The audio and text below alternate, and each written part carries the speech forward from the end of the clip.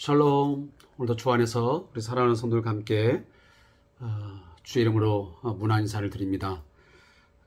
지난 3일 동안 주께서 우리의 가정과 또 직장생활 또 사업장을 지켜주심으로 평안한 가운데 함께 하시리라고 믿습니다. 오늘은 2022년 6월 8일 오늘 수요일 저녁 시간을 맞이해서 우리 수요 예배와 또 조사함 규제를 통한 말씀 묵상의 시간을 함께 진행하도록 하겠습니다. 먼저 우리 찬송가 459장 누가 주를 따라 섬기려는가, 누가 죄를 떠나 주만 따를까, 함께 찬양을 드리시면서 우리 예배 함께 하도록 하겠습니다.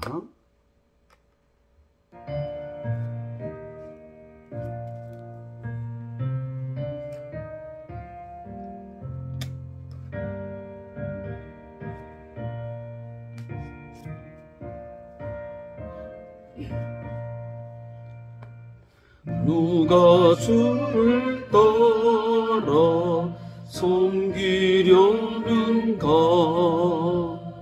누가 죄를 떠나 주만 따를까, 누가 주를 섬겨 남을 구할까, 누가 주의 뒤를 따라가려나.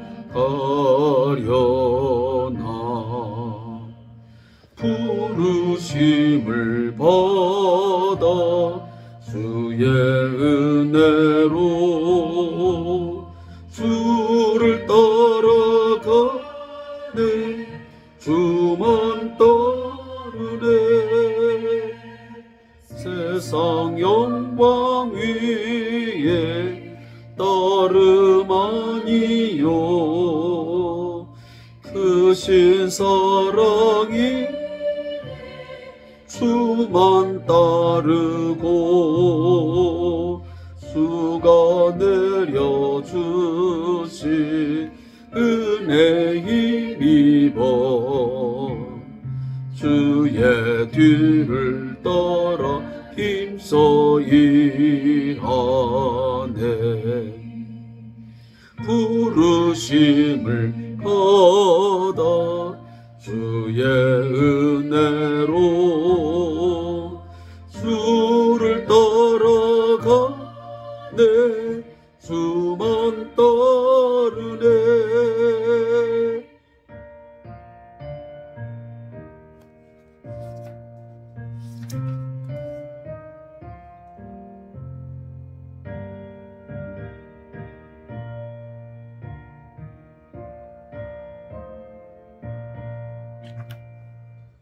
환난 핍박 많고 원수 강하나, 주의 용서 더욱 힘이 강하니, 누가 능히 이겨 넘어뜨리랴. 변함없는 진리 승리하리라. 기쁜 찬송하며 주의 은혜로 주를 따라가네, 주만 따르네.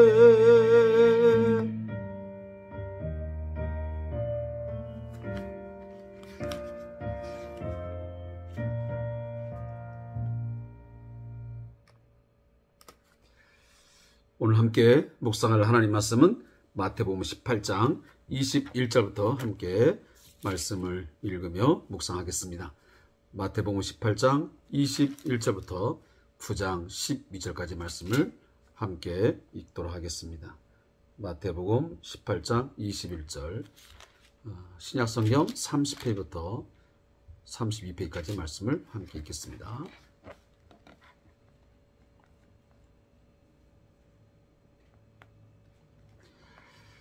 함께 있습니다. 그때에 베드로가 나와 이르되 주여, 형제가 내게 죄를 범하면 몇 번이나 용서하여 주리이까? 7번까지 하오리이까? 예수께서 이르시되 내게 이르노니 7번뿐 아니라 7번을 70번까지라도 할지니라. 그러므로 천국은 그 종들과 결산하려 하던 어떤 임금 같으니 결산할 때에 10,000달란트 빚진 자 하나를 데려오매 갚을 것이 없는지라. 주인이 명하여 그 몸과 아내와 자식들과 모든 소유를 다 팔아 갚게 하라 하니 그 종이 엎드려 절하며 이르되 내게 차부소서 다 갚으리이다 하거늘 그 종의 주인이 불쌍히 여겨 놓아 보내며 그 빚을 탕감하여 주었더니 그 종이 나가서 자기에게 100데나리온 빚진 동료 한 사람을 만나 붙들어 목을 잡고 이르되 빚을 갚으라 하매 그 동료가 엎드려 간과 이르되 나에게 참아주소 갚으리다 하되 허락하지 아니하고 이에 가서 그가 빚을 갚도록 오게 가두거늘 그 동료들이 그것을 보고 몹시 딱하게 여겨 주인에게 가서 그 일을 다 알리니 이에 주인이 그를 불러다가 말하되 악한 종아 내가 빌기를 내가 내 빚을 전부 탕감하여 주었거늘 내가 너를 불쌍히 여김과 같이 너도 내 동료를 불쌍히 여김이 마땅하지 아니하냐 하고 주인이 노하여 그 빚을 다 갚도록 그를 옥졸들에게 넘기니라. 너희가 각각 마음으로부터 형제를 용서하지 아니하면 나의 하늘 아버지께서도 너희에게 이와 같이 하시리라. 예수께서 이 말씀을 마치시고 갈릴리를 떠나 요단강 건너 유대 지경에 이르시니 큰 무리가 따르거늘 예수께서 거기서 그들의 병을 고치시더라. 바리새인들이 예수께 나와 그를 시험하여 이르되 사람이 어떤 이유가 있으면 그 아내를 버리는 것이 옳으니까.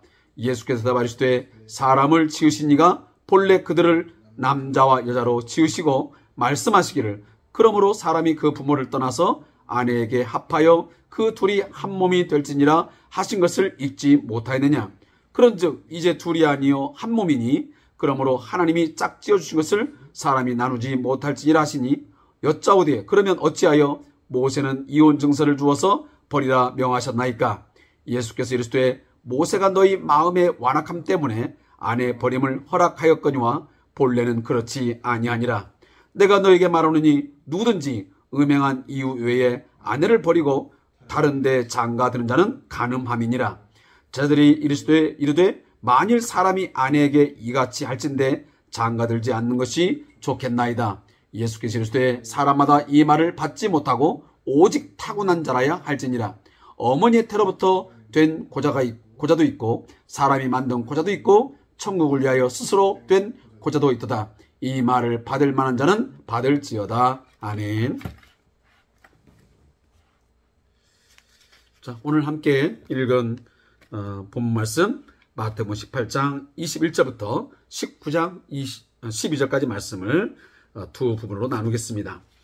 먼저 18장 21절부터 35절까지 말씀은 10,000달란트 빚진 자라는 제목으로 소설된 말씀 묵상의 내용입니다.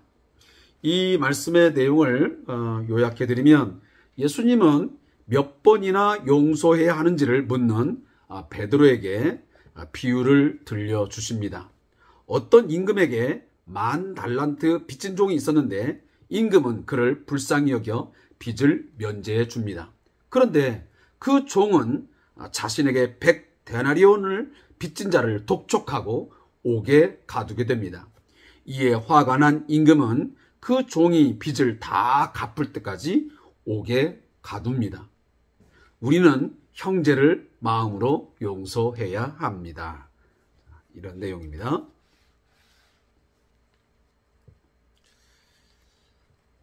성경에 가장 중심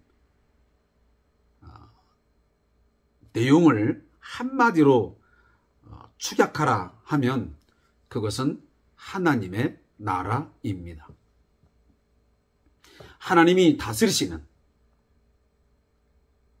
하나님이 통치하시는 그의 나라를 만드시겠다고 하는 하나님의 놀라운 그 계획을 기술해 놓은 책이 바로 성경 66권의 내용입니다.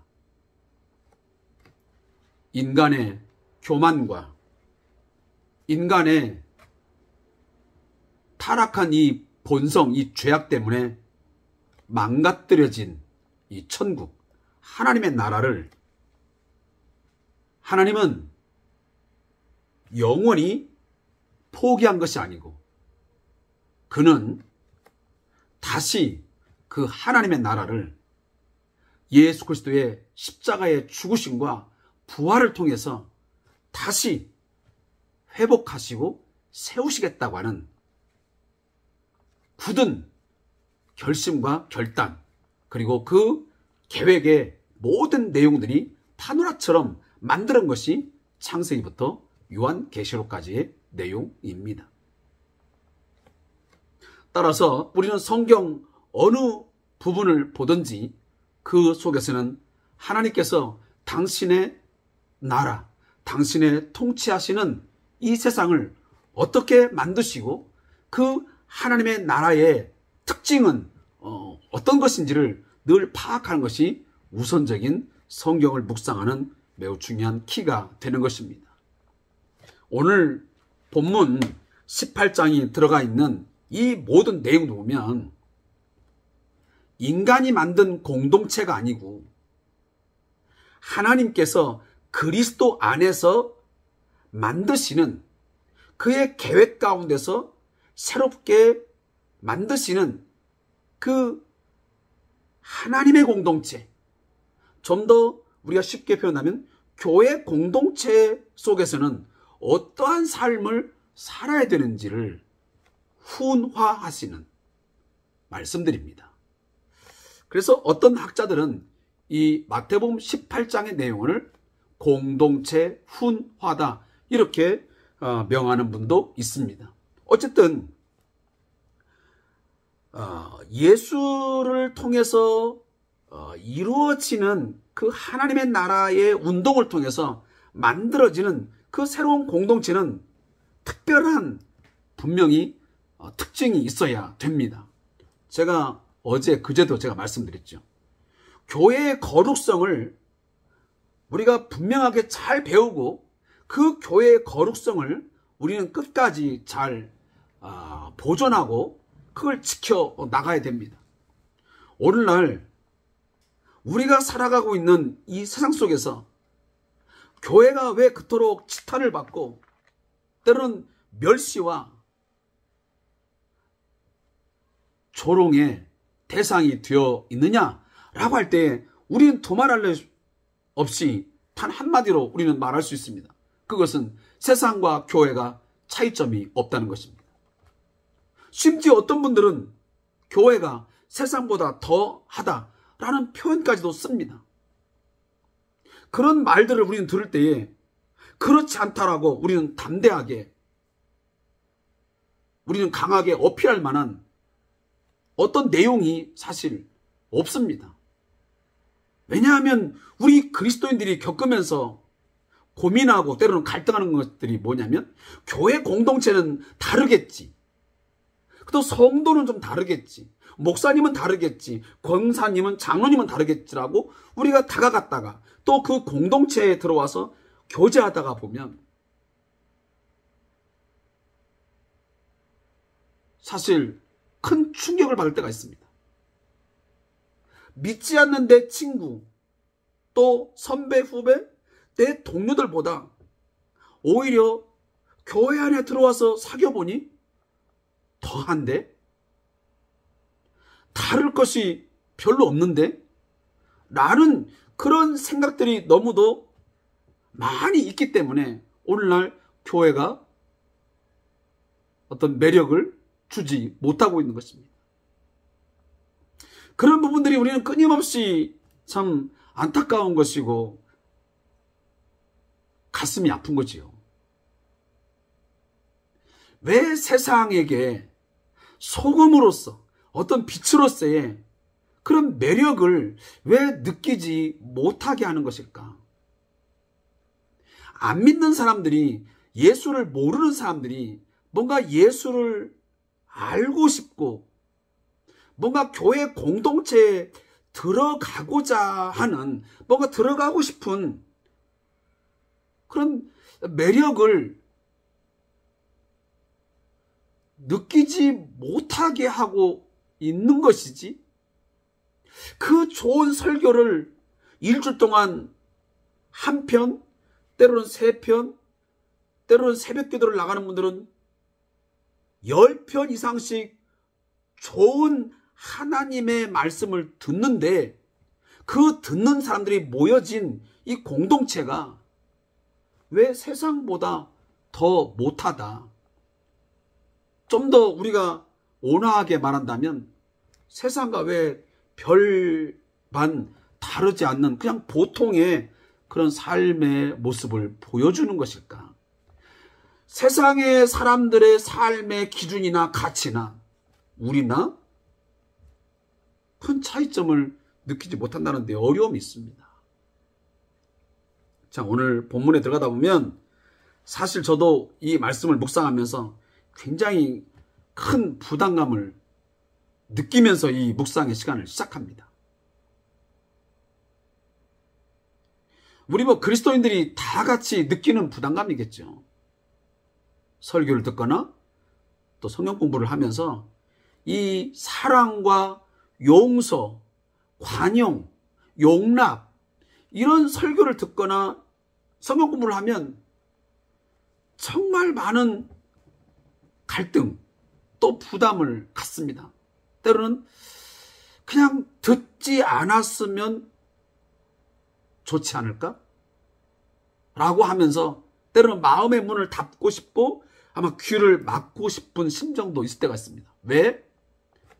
우리들의 마음속에 뭔가 지금 사랑하지 못하고 있고 용서하지 못하는 그 무엇이 우리의 가슴속에 있기 때문입니다. 저 또한 그렇습니다. 그래서 오늘도 이 말씀을 제가 묵상하면서 굉장히 심한 그런 부담감을 느끼면서 이 메시지 앞에 제가 오늘도 서게 되는 것입니다. 예수 공동체, 십자가의 사랑을 통해서 거듭났고 새 생명 가운데 살아간다면, 그리스도의 생명을 가지고 살아간다. 내가 예수 그리스도의 심장을 가지고 나는 살아간다. 내가 부모로부터 받은 이 심장을 떼어내버리고 예수의 심장을 통해서 이식받아 살아가는, 다시 말하면 사도 바울의 그 빌립보에서 나오는 것처럼 그리스도의 심장을 가지고 내가 살아야 되는데 그렇지 못하다는 거죠. 오늘 본문의 이야기는 우리가 너무 잘 아는 내용이에요. 당시에 베드로나 예수님의 제자들은 오늘 앞전에 보면 예수님께서 이 교회 공동체 속에서 예수님과 함께 살아가는 이 공동체 속에서의 형제가 죄를 범했을 때, 또 범죄했을 때 어떻게 해야 되느냐 라는 문제를 다뤘습니다. 그러면서 심지어는 만약 네가 삶을 살아가다가 형제를 실족하게 했다, 그를 넘어지게 했다, 아예 그럴 바에는 네 목에다가 연자맷돌, 소나 나귀가 돌리는 큰 연자맷돌을 네 목에다가 메고 바다에 빠뜨리는 것이 낫다. 이런 메시지, 엄청난 충격적인 이야기거든요. 그만큼 형제를 실족하게 한다. 너의 실수로 인해서 그 사람을 넘어지게 한다.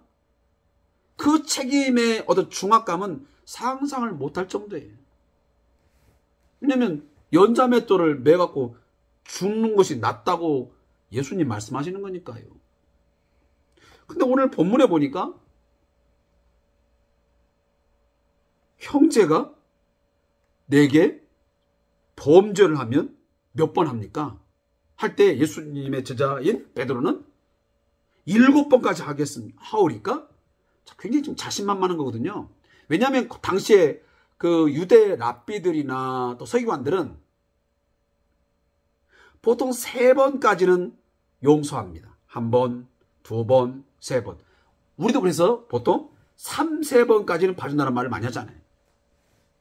3번 이상의 용서는 잘 용납되지 않습니다. 그것이 그 당시의 유대 사회의 가르침이었습니다. 그러니까 지금 베드로가 7번까지 하겠다고 하는 것은 굉장히 너그러운 용서를 말하는 겁니다. 자, 지금의 보통 사람들은, 유대인들은 한 3번까지 용서하는데, 우리는 7번까지 하겠습니다. 보통 7은 완전수 아닙니까? 그러니까 굉장히 큰 용서를 베푸는 것처럼 자신만만하게 얘기했는데, 예수님 뭐라고 말하면, 아니 7번이 문제가 아니야. 7번을 70번까지 해야 돼. 이건 무한대를 말하는 거예요. 꼭 490번을 말하는 게 아니. 7번 7. 자, 70번 70에 7 곱하기 10. 완전한 거예요. 무한한 거예요. 그러니까 무한한 용서를 베풀라는 거예요. 그러면서 예수님은 한 비유를 드십니다. 그 비유가 바로 1만 달란트 빚진 자와 그리고 100데나리오의 빚진 자를 비유합니다. 제가 이것을 굳이 한 달란트는 졌다 이런 이야기는 지금 제가 말씀드리지 않겠습니다. 왜냐하면 여러분들이 얼마든지 인터넷 찾아보면 다 나오기 때문입니다. 그러나 한마디로 말하면 한 데나리오는 당시에 성인 남자 하루 품삯에 해당이 됩니다. 그러니까 여기 나오는 1만 달란트라는 그 숫자는 지금 이 100데나리온을 얘기할 때 약 60만 분의 1에 해당되는 가치입니다. 그렇다고 본다면 여기 1만 달란트라는 것은 상상할 수가 없는 거예요.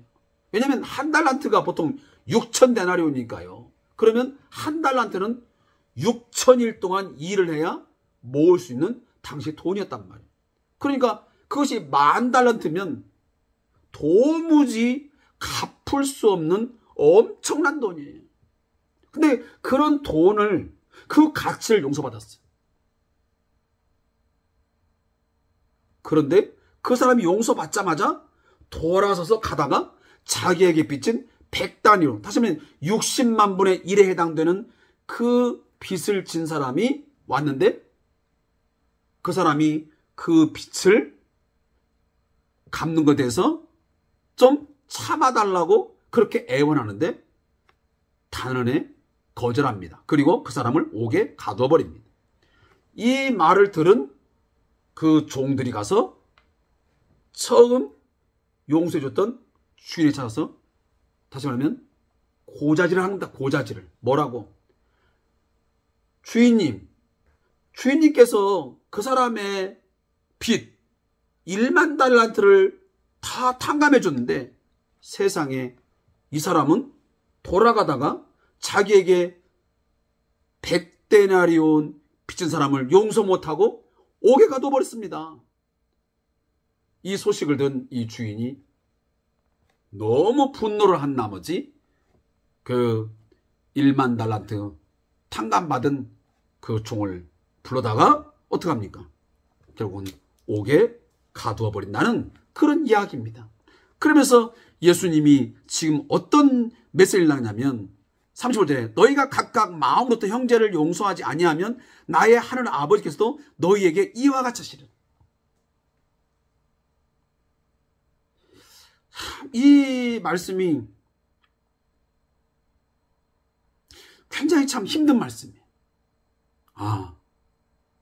내가 내 형제의 범죄함, 어떤 잘못하는 것에 대해서 내가 진심으로 용서하지 못하면, 내가 그걸 용납하지 아니하면, 잊지 아니하면 그걸로 끝나는 게 아니고 하늘 아버지께서도 너희를 용서하지 않는다는 이야기거든요. 이게 그냥 공허한 말장난이 아니잖아요. 하나님이 이런 메시지를 낼 때에, 예수님이 이런 말씀하실 때 그냥 장난스러워서 그냥 겁박하기 위해서 한 메시지는 아니잖아요. 이게 진실이거든요. 너가 그 엄청난 죄를 용서받았는데 네가 살아가면서 네 형제가 죄를 저질렀을 때 그 죄에 대해서 용서하지 않냐면 나도 너와 그와 같이 난 하겠다. 아까 1만 달란트 용서받은 자가 돌아가다가 그렇게 하니까 다시 잡아다가 옥에다 가둔 것처럼 나도 그렇게 행위를 하겠다고 말씀하시는 거거든요.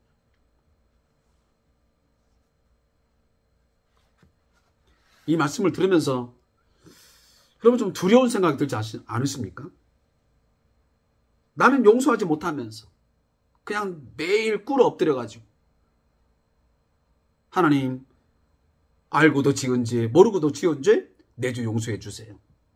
그렇게 그냥 우리는 너무 쉽게 어떤 사죄의 은총을 구하며 참회의 기도를 그냥 생각 없이 한 적이 없을까요?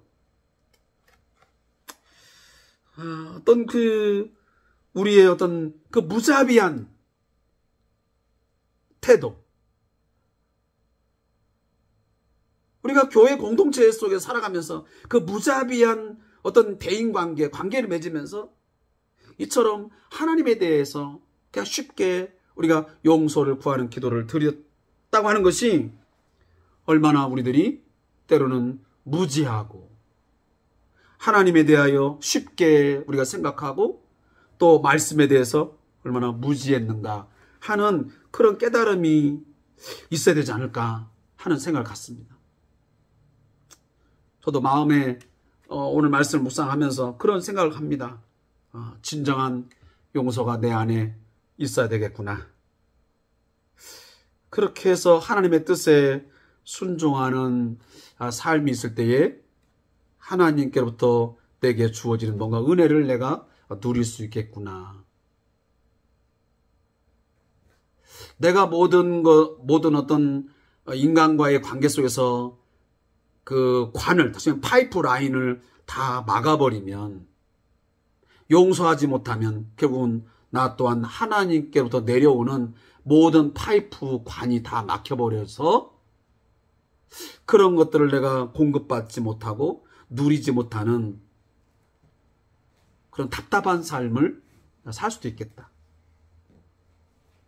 우리가 그 정맥과 동맥, 뭔가 피의 흐름이 막 주고받아야 이게 심장에서 뭔가 펌프질을 막 하면 그것이 다시 돌아오면서 막 돌아가야 우리가 생명력이 왕성하고 건강하잖아요. 제가 그런 생각이 좀 갑자기 드는 거예요. 뭔가 우리가 이게 뿜어내는 것이 이미 막혀버리는데 또 한쪽에서 자연스럽게 들어온다? 그건 기대할 수 없지 않나 하는 생각을 가져요.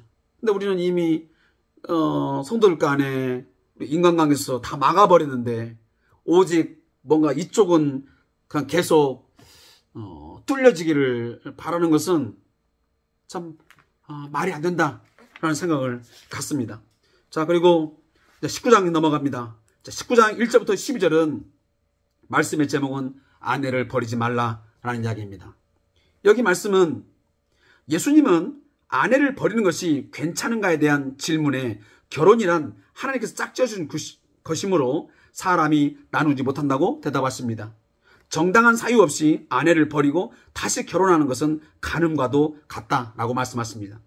저자들은 그 말씀을 듣고 아예 결혼을 하지 않는 게 좋다고 생각하는데 예수님께서는 오로지 타고난 자만 그럴 수 있다고 말씀하십니다. 자, 오늘 본문은 굉장히 짧은 시간 동안 많은 이야기를 나누기는 굉장히 부족합니다. 그러나 한 가지 분명히 말씀드린 것은 결혼이라고 하는 것은 절대적인 그 신성함 그리고 고귀함의 그 가치는 어떤 경우에도 존중되어야 되고 인정된다라고 하는 중심은 변함이 없습니다.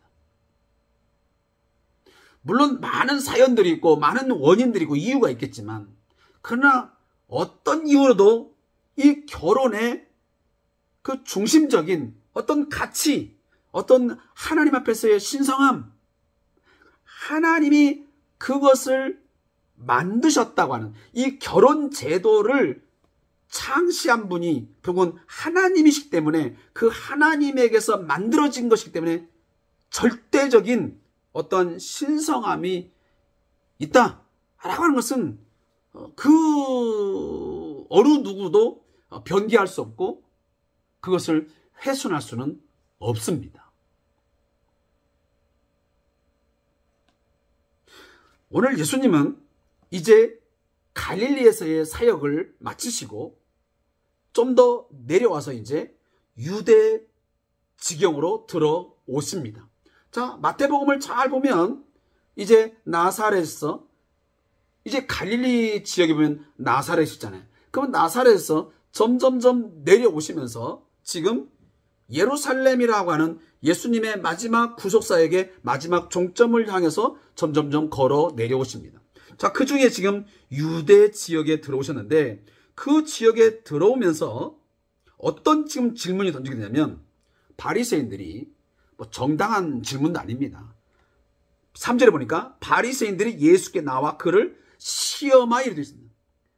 항상 이 서기관들이나 바리새인들은 끝까지 뭔가 그 예수의 어떤 가르침, 예수님의 사역에 대해서 뭔가 배우려고 하는 좋은 의도로 다가서기보다는 처음부터 끝까지 지속적으로 예수님의 사역에 대해서 가르침에서 뭔가 꼬투리를 잡고 그를 넘어지게 하고 그 예수에게 향하는 많은 사람들의 관심을 끊어버리고 그 공동체를 훼손하려고 하는, 그래서 하나님 나라 운동을 점점 막아버리는 그런 행위의 중심에 그리고 앞장선자가 바로 바리새인이요 서기관이었습니다. 근데 그들이 지금 질문 하나 던집니다. 그 뭐냐면 예수님, 왜 모세는 왜 이혼 증서를 주면서 그 여자와 이혼하는 것을 합리화시켰습니까? 정당화시켰습니까? 라고 하는 질문을 던지는 것입니다. 그러면서 아내를 버리는 것이 옳습니까? 물으니까 예수님이 이렇게 말씀하십니다. 먼저 창세기에 나오는 그 결혼 제도에 대한 가장 기본적인 것들을 텍스트를 갖고 나와서 말씀하십니다. 봐라, 사람을 지으신 이가 누구지? 하나님이시죠. 근데 그 사람을 지을 남자와 여자로 각각 이성을 통해서 만드셨어. 그를 통해서 하나가 만들어서 결국은 한 몸 되게 했지. 하나님이 짝지어줬어. 그러니 사람이 결코 임의로 나눌 수 없음. 이게 결혼의 가장 중요한 기준이고 가치야. 그런데 왜 모세가 신명기 24장에서 왜 이혼 증서를 주면서 아내를 내보내는 것을 허락했느냐? 그것은 당시의 사람들의 완악함 때문이야. 그 당시 어떤 일이 벌어졌냐면 이혼 증서를 주지도 않고 그냥 여자들을 하나의 자기의 소유물로 삼았다가 마음에 들지 않냐면 또 어떤 이유가 발생하면 그냥 여자들을 그냥 버려버린 거예요. 그래서 그 당시에 과부가 굉장히 많았습니다.